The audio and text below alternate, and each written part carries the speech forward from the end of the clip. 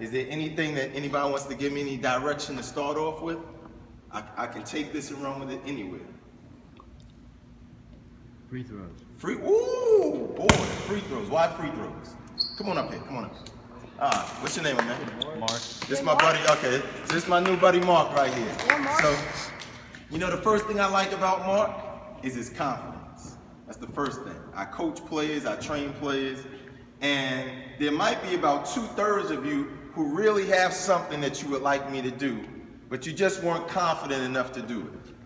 You didn't want to be the first one. So the first thing that I like about Mark is I like his confidence, okay? So he says free throws. So I asked him why free throws. Why free throws? Because I know you're really good at them. Wow, Mark is cheating. He said because he knows I'm really good. How do you know that? I came here last year. You came here last year? I don't think I did free throws last year. I think that was 2 years ago. Were you here 2 years ago too? No? Last year I did free throws? Okay. So what do you remember about me about free throws? By show of hands, how many of you were here last year when I did free throws? I've made 100 of them. I didn't make 100 last year. I think last year I was somewhere around 70. I got to 70 and missed.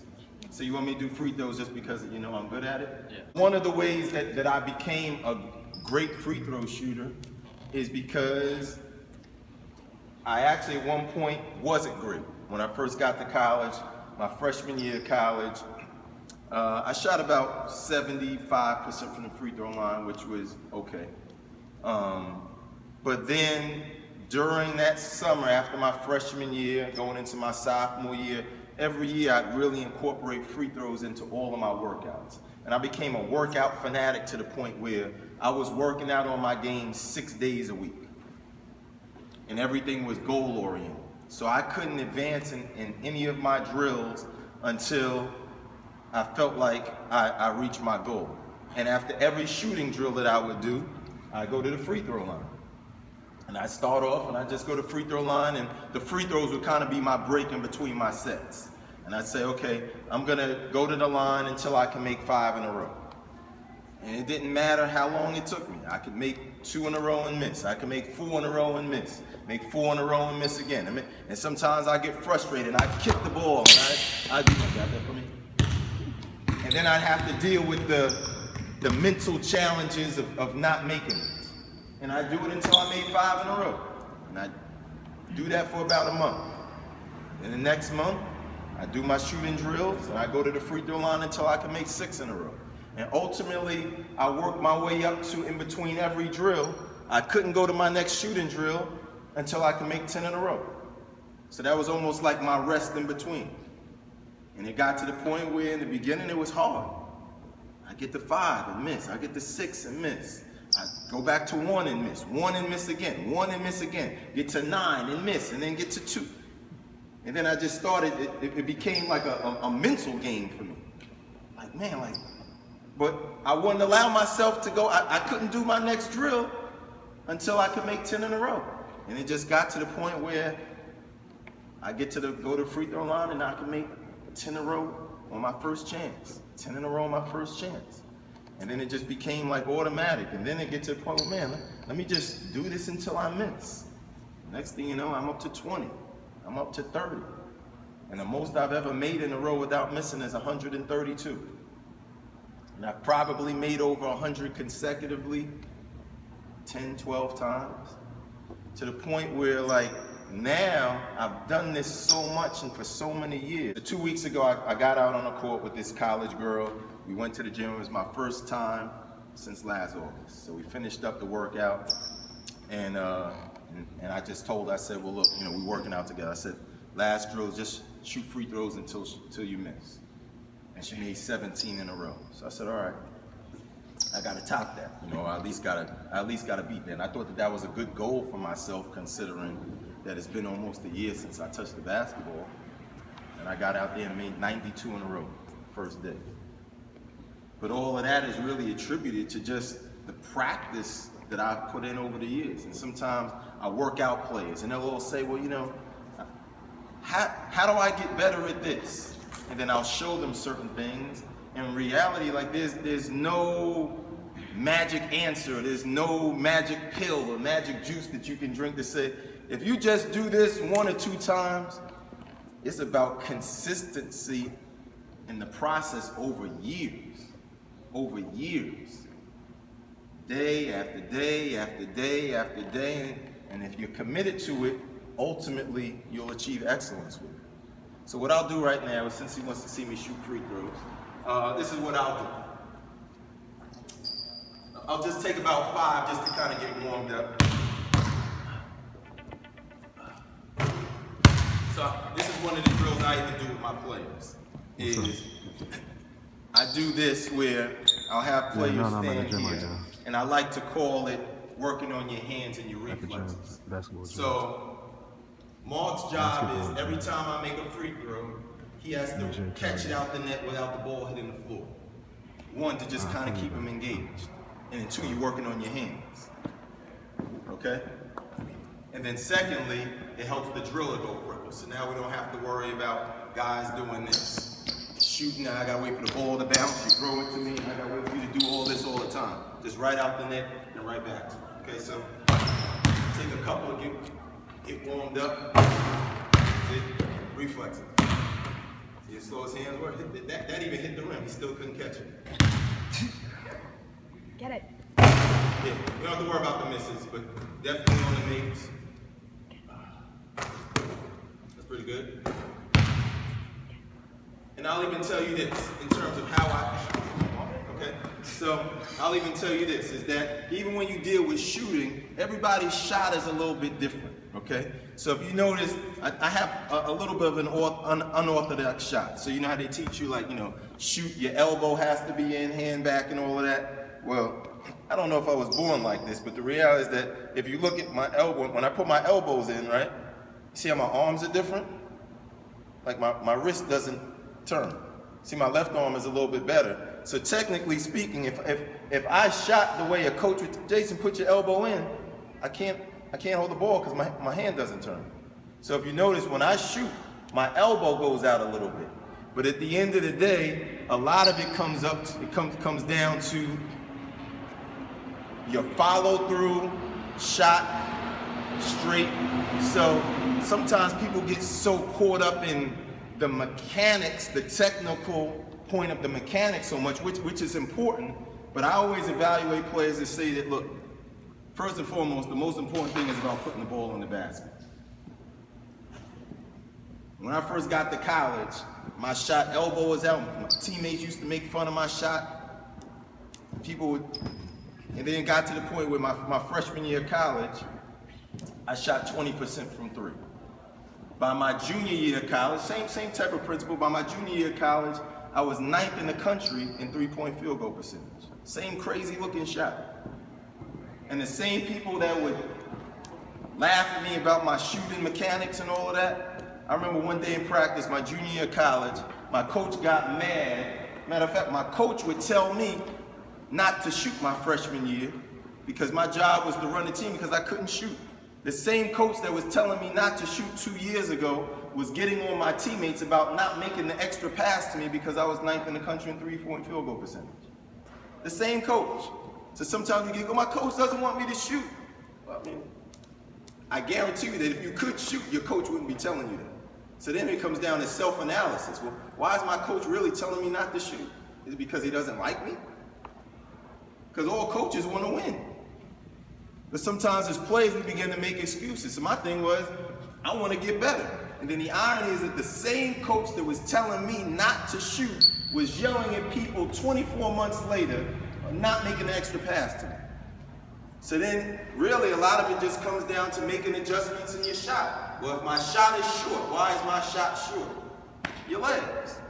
So no matter where all of this is, if your shot is short, it's your legs. If your shot is going off to your left, it's probably your follow through. If your shot is going off to your right, if you're shooting long, you're probably putting too much power. And it's just as simple as that. I have a friend that sometimes they worry about, man, how high am I getting up on my shot? The ball's not going in the basket, man. Let's work on putting the ball in the basket, because when the ball goes in the basket, everybody's talking about what a great shooter is. 2 for 3. That's 1. That's 2. That's 3. Good job. When I get to 10, I need you guys to start heckling me a little bit, make it a little bit more challenging. I like things to be difficult before. You need to prepare me for the game, you know? Come on, Mark. That's 5. When I go on the road and we're playing against people, part of practicing is adversity. That's 6. That's 7. Well, you guys can start now if you want, really. That's 8. That's 9. My knees are starting to loosen up a little bit. That's 10. I hit the rim a little bit. Yo, pull up your pants. That's 11. That's 12. And you know, some people feel, oh man, I'm on my spot. I don't care about that. I'm going off the spot. It doesn't matter. I don't psych myself out. Oh man, you move from this spot. Hey, roll the ball, roll. Some people, you know, I work out some people, I roll the ball. Oh man, you messed me up. It doesn't matter. It's all in your head. That's 12. It doesn't matter. Come on, Mark, catch the ball. That's 13.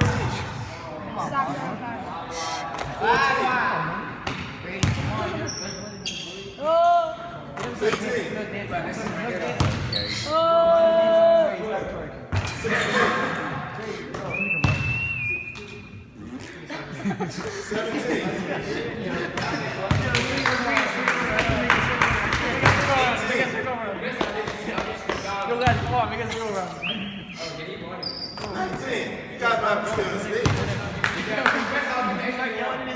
20. Yeah, big bird. 21. 22. Come on, bro.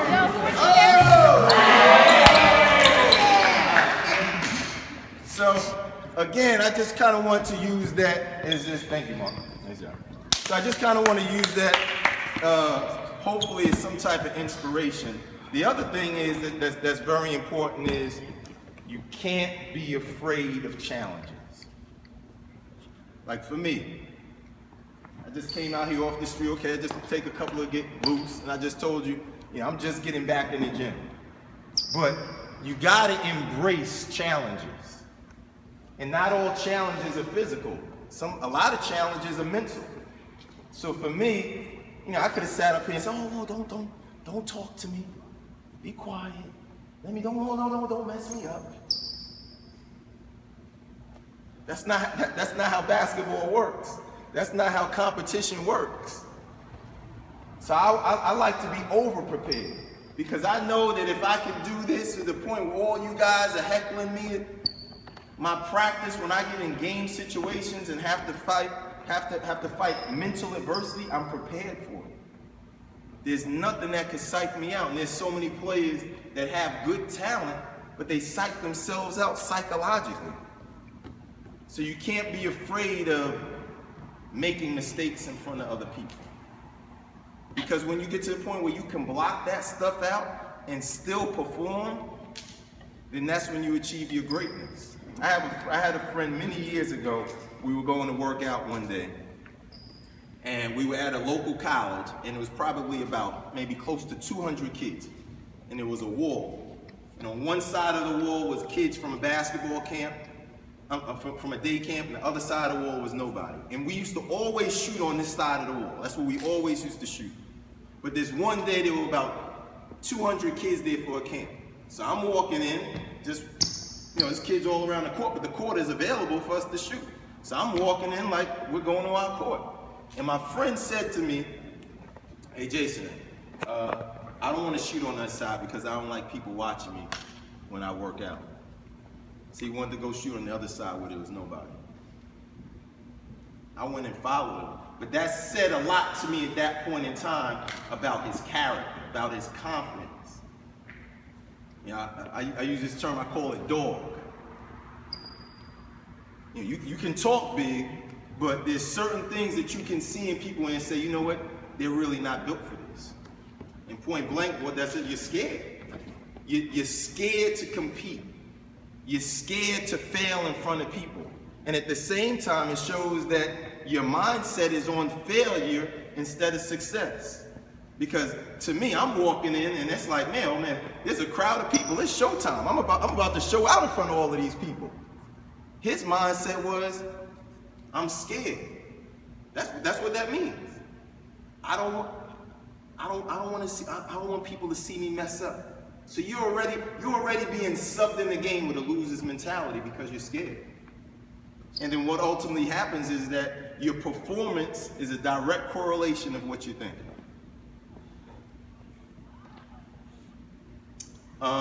This is what I'll do. As a matter of fact, I'll even share this story with you. So even going back to what I was just talking about, working out. Last week I was in the gym out in Long Island, and there were all these pro-level guys out there working out, and I'm on the court by myself doing some ball handling drills. And I like to do all my ball handling drills with my eyes closed, practicing with my eyes closed. And all these pro-level guys just around just like this. And I'm doing this drill just standing. I just kept messing up. And I kept messing up. And I kept messing up. And I kept messing up. And I could have taken the easy way out and said, oh man, these guys are watching, man. Let me just do something easy that I know that I can do, because I don't want to embarrass myself with these guys watching. I said, nah, Jason, that's the easy way out. I'm going to stand here until I get this and get it right. I don't care who's watching. And that's called embracing the challenge. In order to be great, you have to embrace the challenge. You got to want it. And it doesn't matter if you're kicking the ball. It was embarrassing how much I was losing the basketball.